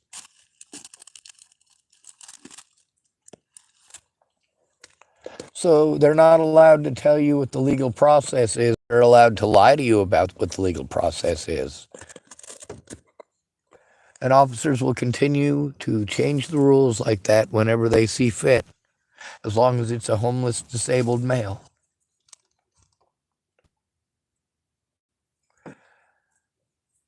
Did the police officers bother to try at all listening to me? No, but they would listen to Kara Johnson Miles, who had already committed felonies against me and others. They were willing to listen to her. And I told all of these mandated reporters that I went to, as well as my friends, hey, if you don't help me, I have to do desperate shit to try to turn it in. Then afterwards, that desperate shit that I had to do because they didn't keep their word, they want to use as their excuse for never keeping their word to begin with.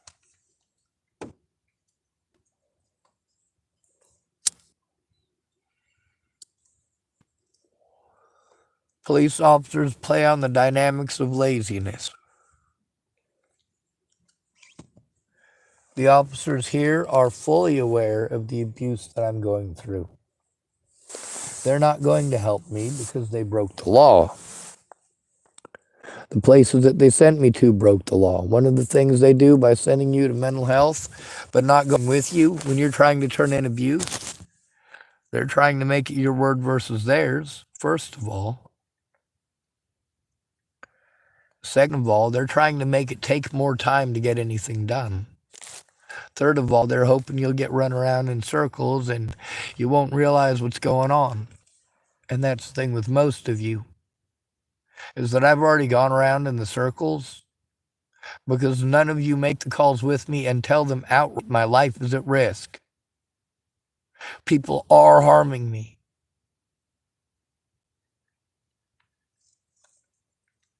Police officers play on the bias against the homeless, against men, and against the disabled.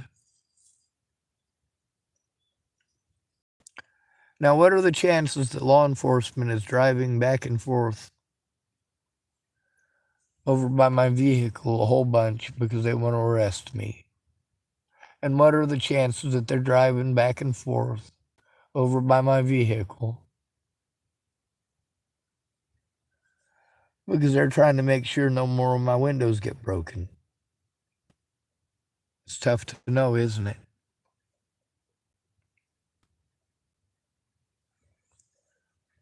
One of the things that the officers know is that the longer they're able to procrastinate it, the less likely they are to get in trouble. Like I said, forcing the victim to go to an officer who's already committed crimes against them, to turn in that officer in specific or anyone else, is not only immoral, it's illegal, and my paperwork is full of it. Police officers will often refuse to take the eyewitness accounts of individuals by claiming, well, you're not allowed to make a report for someone else. We're making an eyewitness account, an eyewitness statement. And yes, anyone is allowed to do that. And then if an officer refuses to allow that, he's breaking the law.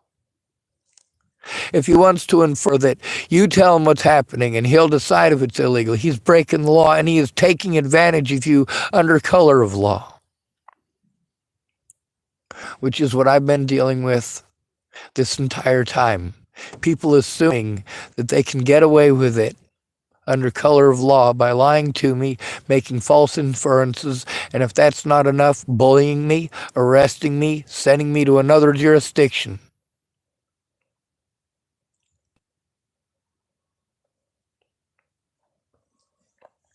If that's not enough, and they know that that officer is in a shit ton of fucking trouble if he stays there, they'll allow that crooked officer to go to another jurisdiction.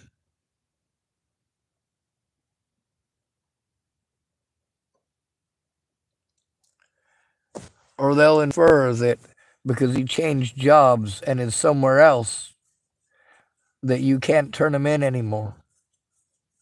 They'll try to deter you by saying that he got a job somewhere else.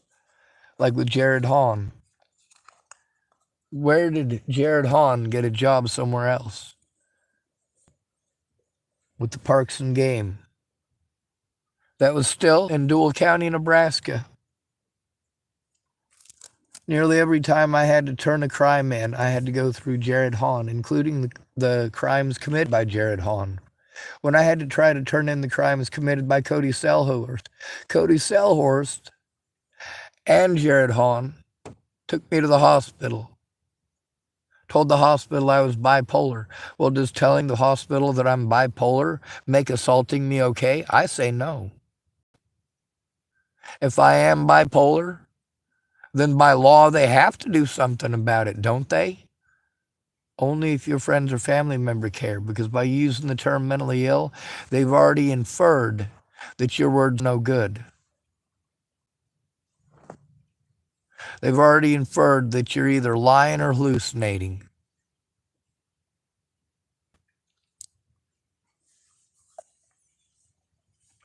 I've had to do a lot of desperate things to try to get heard. I also get treated like if I do something just once that people say hundreds of times and you tell me it's okay, let it slide off my back, ignore it, pretend it didn't happen, look the other way, move somewhere else. Look at how you fucking freak out. It's just the fear that it might happen to you. Imagine police officers' fears of being treated the way that they've treated me. And mind you, in prison, that is how they'd be treated. Another thing officers will do, it's called calling ahead. They'll call to another jurisdiction and ask for some favors if you're in another jurisdiction. And then, of course, if you're homeless, they're just going to bully you anyway. They're going to harass you frequently and often.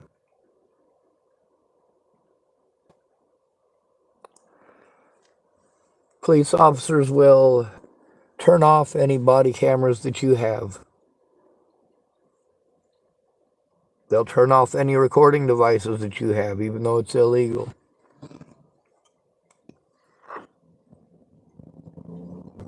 And again, you'll go through the mental health stuff over, and over.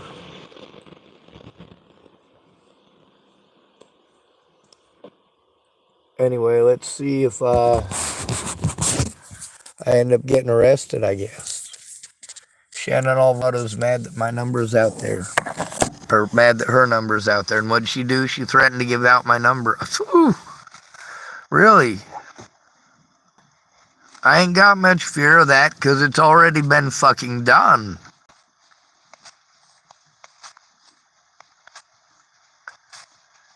Nearly every phone number that I've had, the police officers, instead of doing something about my abusers, will do what?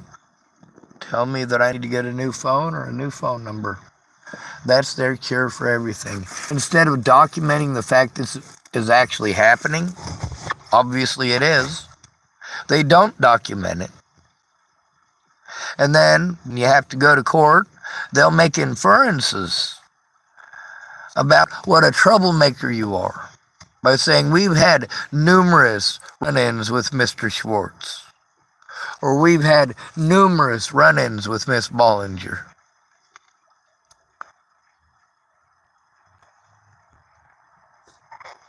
Meanwhile, are they really run-ins? Or is it you calling the cops because people are abusing you and smashing your property?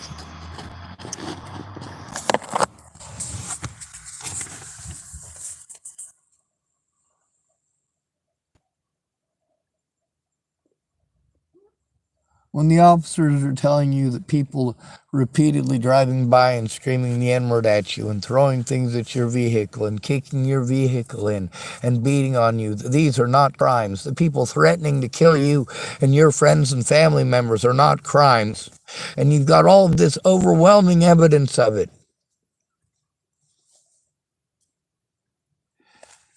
And they tell you it's not illegal.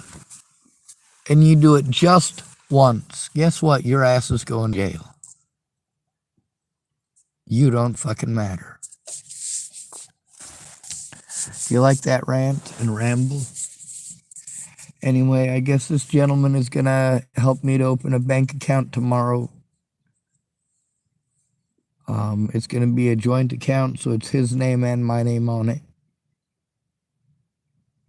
He wants to use it to make money. In reality, I need it so that those of you who are bullying me over and over and over again by saying, well, why don't you get some, why don't you get that? Well, without a bank account to attach most of those things to, all these things that you want to donate money to, I don't have any of them. And how do you reword that? Much like the officers do. Many of you, instead of understanding that I'm not able to do that without help and that I'm asking for that help, they want to infer that I didn't want the help. Oh, I offered you help. You didn't want it. No, it's not that I didn't want it. It's that I need help setting it up. I need help getting a bank account. In order to get a bank account, I need help getting a physical address, not a P.O. box. Because most of these things, they're not going to send to a P.O. box. So it becomes one big vicious circle. The more of those resources you have, the better off you're going to be.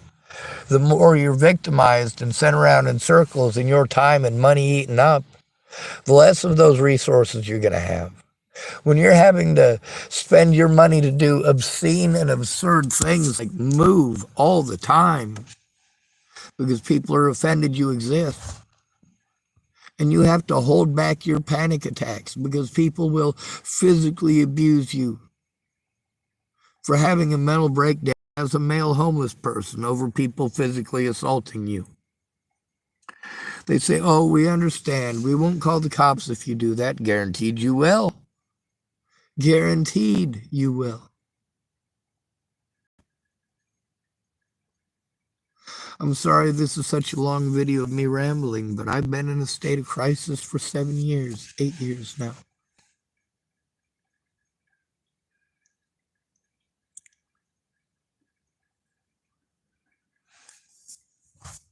So, Kara Johnson Miles, who had already been exposed to be not a mental health professional, and obviously not trying to help me, she was pretending to be a mental health professional, slandering me in Facebook groups after obviously she was pretending she was going to help me, and so did Miss Shelley. Did Miss Shelley follow through? No. And Kara Johnson Miles got busted by Shannon Alvarado. Kara Johnson Miles and Rochelle Shelley Campbell both blocked me. That was the very same day of Joseph Michael Lopez court. That was literally the same day. I was letting Shannon Alvarado know that Kara Johnson, that's what she went by at the time. I let Shannon Alvarado know that Kara Johnson was being a go-between, that she was my autism advocate. And Shannon Alvarado wanted me to block her immediately. Shannon Alvarado had some very serious claims, but I've heard those claims out of many people before where it turned out not to be true, which is why I checked first. And because I checked first, Shannon Alvarado was bullying me. If you don't block her right now, if you don't block her right now, I'm like, if this stuff is actually happening, I want to make sure that I save the evidence before she tries to destroy it. Okay? If she's playing these serious head games, I have to have proof of it. Taking your word for it is not good enough.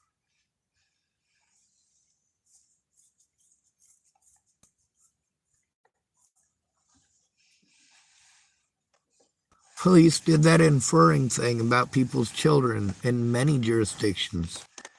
Dallas Richmond got to deal with that. First time he told me, he said it as if it was an emergency.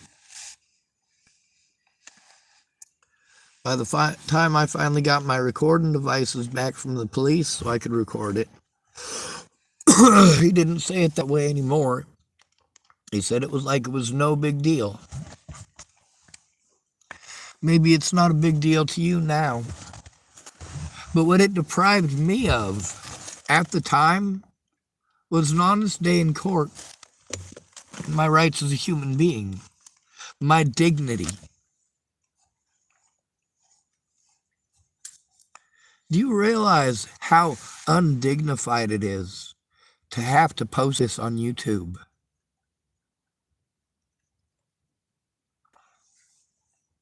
Do you realize how demeaning it is to force somebody to go before basically a laughing crowd?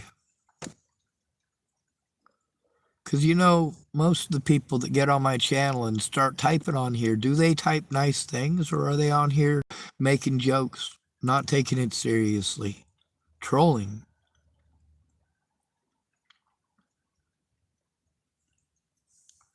The police will always try to separate you from your friends and family.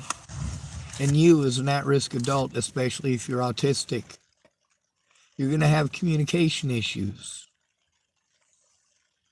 The more scared you are, the more prevalent they become. Police officers will try to bully you with their tone. They'll also make a big, long report anytime that somebody wants to turn you in. They will write for hours, and they will leave out important details, like the fact that you were trying to turn in police, and the fact that you begged them to turn on their body cameras, make sure that their body cameras were on. When you tell them that police officers had committed crimes against you and you're trying to turn them in, and that these police officers had gotten away with those crimes by refusing to turn on their body cameras. Like I was explaining to Amanda Jonas before I knew her name was Officer Amanda Jonas.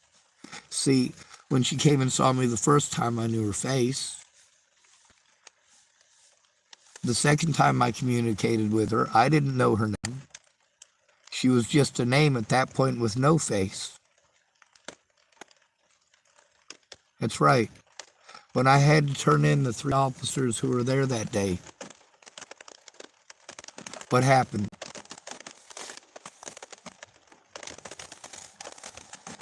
One of the officers who was there that day got to be the investigator of her own case, and instead of investigating, she helped the Bollinger family to try to frame me for crimes didn't commit.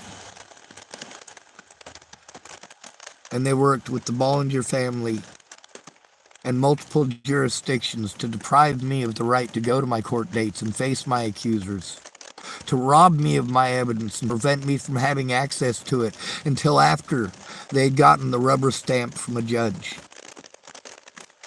Until after Natalie Bollinger's family was allowed to take me to court, civil court, without me being allowed to go, so they automatically won. And in all of these cases, I have to deal with mental health professionals, adult protective services, social services, and the police lying to me over and over and over again.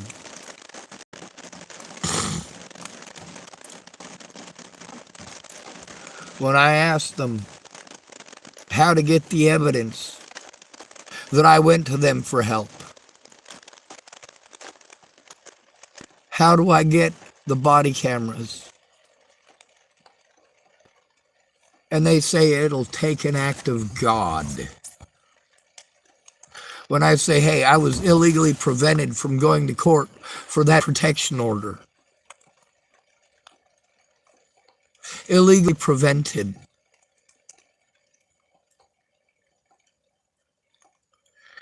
Well, that slander goes into your court records, and your guilt is just assumed, and there is nothing that you can do but take the abuse. What are mandated reporters supposed to do and police supposed to do when an at-risk adult tells them that they're being abused. They're supposed to take advantage of us. What happens when one of our friends or family members goes in with us and tells them that we're being abused? They're supposed to secure the victim and the evidence right away. That means immediately, especially if that person is at risk of life and limb being lost. Look at the amount of violence that I go through. Look at the amount of threats that I go through, the excuses of officers like Martinez, Lothman, Sadler. Look at how inappropriately they treat the situation. Look how inappropriately they treat me. In many of these occasions, I end up getting laughed at when I try to turn this stuff in.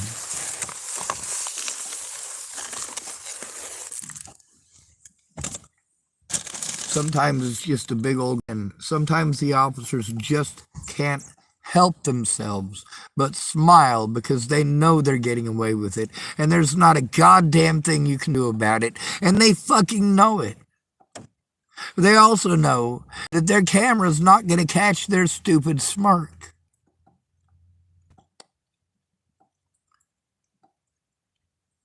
So they say, I'm not smiling. Then you turn the camera on them. Show them that it's being recorded. And what happens then? That smile goes away immediately and they get hostile. Try to talk over everything that you said. How dare you? They will harm you for telling the truth. They will absolutely get hostile because you recorded the truth. And they will be fucking pissed. They will not help you.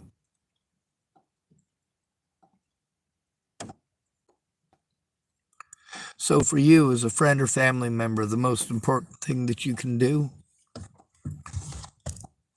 is keep the victim safe by listening to them right away, by going in with them right away. And when they're interrupted, helping them to have a voice right away. When an officer tries to infer something that is incorrect, make sure that you correct them. These are things that you can't do if you care about a person. And if you do care about a person, you're not going to tell them you can't do them. A lot of people tell me they care, and I have no doubt that they care. What's debatable is whether or not they care about me. Is it about your words, your questions, your stories? Or is it about helping me turn in long-term abuse, repeated assaults?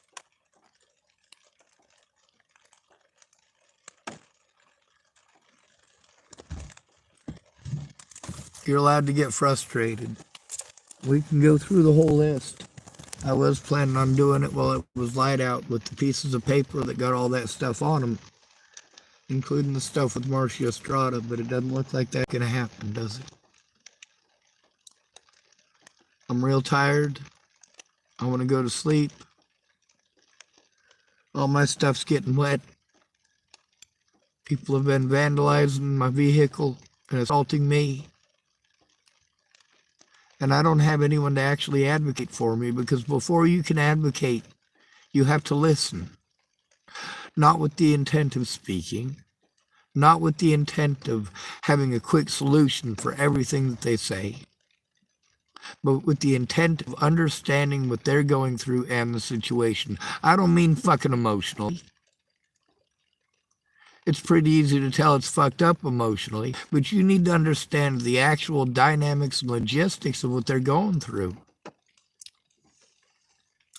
Now, let's say you've got and I know that you guys are going to make fun of me for this or get angry about it, but let's say you've got a little brother or sister who's got Down syndrome. You keep in contact with them. You know that they need help with their finances. And you know that they live in a little guest house behind your parents' house, right? So you know quite a bit about the situation. You know where they live. You know in proximity to who. Now, what happens when your little brother or sister with Down syndrome, they're now a grown adult, they're living in that house out back of the parents' house. You find out that they're being beaten on, financially being taken advantage of, and being sexually taken advantage of by their own, aka your own parents. You're aware of the situation. You're aware of the proximity between them and their predator, so you know it's unsafe for them. You know their predator has frequent access to them. You know a lot about the situation. You know how long they've lived there. You might even have some experience yourself with being abused in that same way. Although, if somebody is given the mentally ill tag, they're at least 12 to 30 times more likely to be taken advantage of sexually.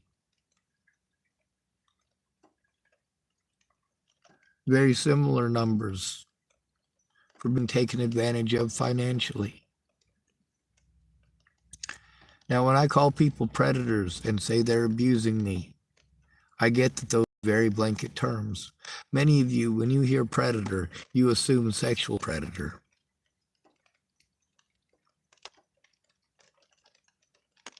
Obviously, there are financial predators. There are physical predators. And then there is gang stalking by people like Andrew Wolnez, Kara Johnson Miles, completely different groups. And police will allow those people to harm you over and over again and make excuses for those predators until they run you out of town or send you to prison or someone kills you. It's called neglect.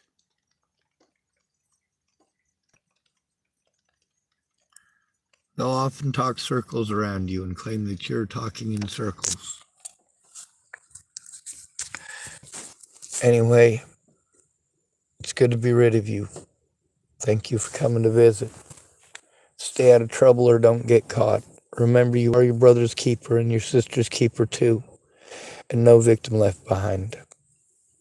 Also, this feller, he kind of understands the situation. Neither one of us know how to do the nonprofit thing. We're going to start learning, I guess, tomorrow. But the problem is that what we need to be focusing on is making sure that we turn in the assaults that I've endured. And I need a quiet place, out of the weather, where I can sit down and write this down in peace and quiet, not having to look over my shoulder waiting for abuse. Fearing the next time somebody's going to walk up on my vehicle and throw a rock through, or stab one of my tires, or scream the N-word at me, or scream at me that they're going to kill me. If that happens to me 1,000 times, still tell me, oh, just ignore it, just slide it off your back. Even when people are assaulting me after saying that, you say the same thing, let it go, let it slide off your back. Guaranteed, if I do those things just once, you will flip the fuck out and try to use that as an excuse why it's magically okay for you to have looked the other way the whole time. Oh, you're a hypocrite, you're a hypocrite. No, I'm fucking desperate. When I'm arrested for doing something that I was told was not illegal when other people did it to me. Oh, it's not illegal, huh? It's always not illegal. You committed a crime against me. So, of course, it's not a crime. But then again, I get to show the bias, because if I even threaten to do those things, I'm arrested.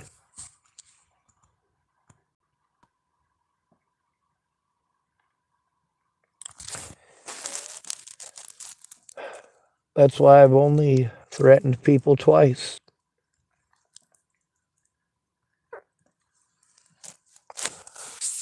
Once, right after my grandma's funeral, threatened Ted.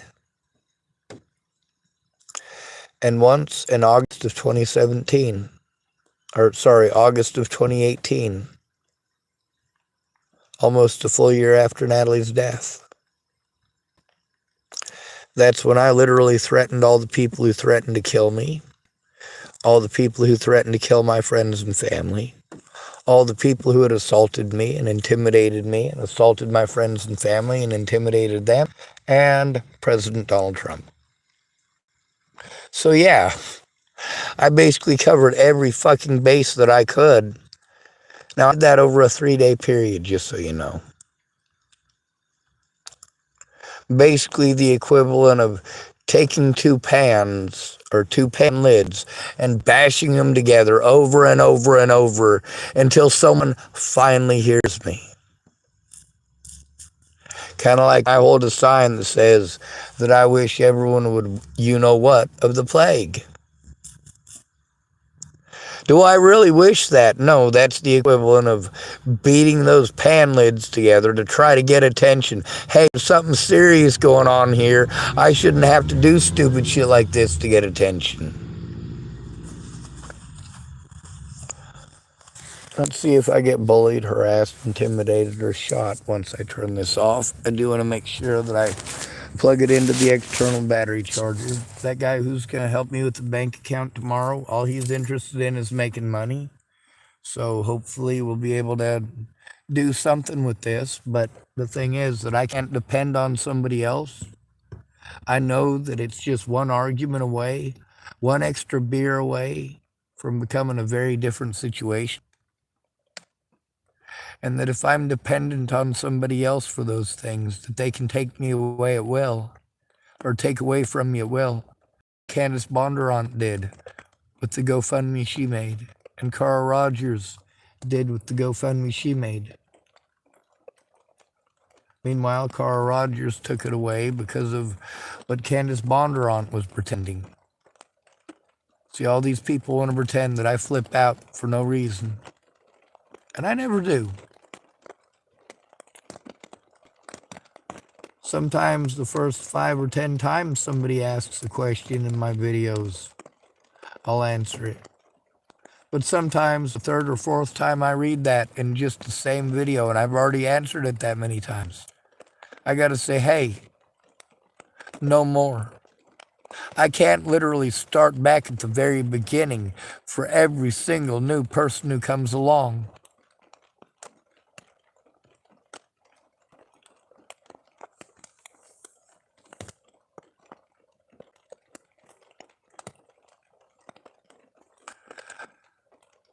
Officers will also keep you incarcerated as long as they can to eat up time. That's the same thing that going to mental health does. It eats up time. It guarantees that your predators are going to get away because they have a whole bunch of head start. They've given these predators far too much leeway. And then these officers get away with their laziness by going, oh, well, we'll just call him mentally ill. And all our problems magically wash away.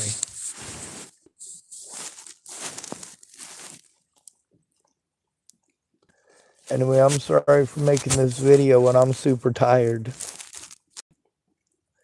Which you get to see, I didn't spend this whole video yelling and screaming at people. I spent this whole video, despite having a severe panic attack and wanting life, well, you know